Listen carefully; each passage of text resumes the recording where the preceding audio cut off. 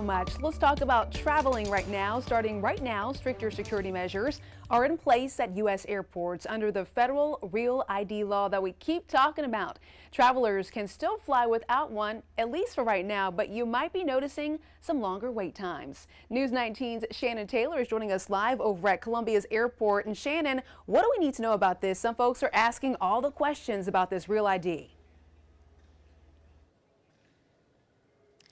Well, Erica, while you can still get on the plane without a real ID, if you do plan on traveling anytime soon, do expect some delays and maybe some extra screening times if you don't have one and you come to the airport.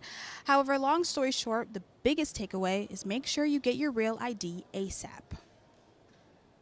Now serving team 0124 at station 10.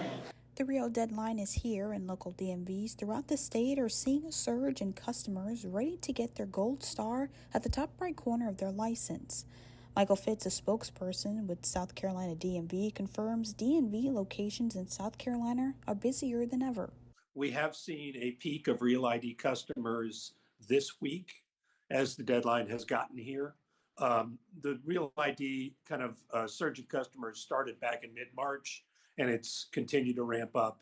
And really, this week, we think, is the peak of it.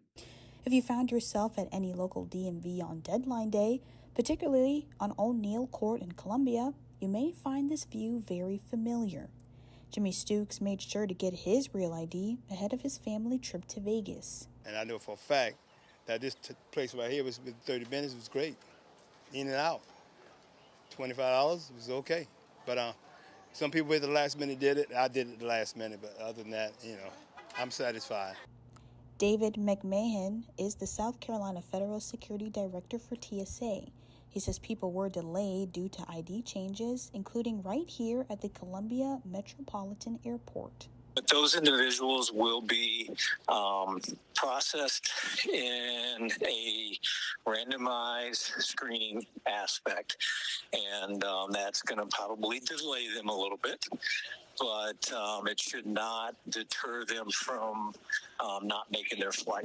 One traveler coming back from Washington says he didn't face any challenges due to not having a real ID, but will get one in the future.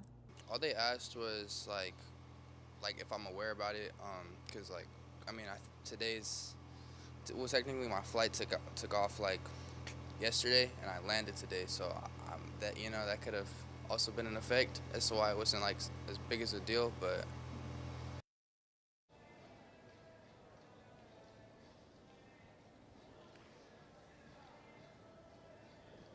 And McMahon adds, in South Carolina alone, only 82% of people are Real ID compliant. Live at the Columbia Metropolitan Airport, I'm Shannon Taylor with News 19 WLTX. Back to you, Erica.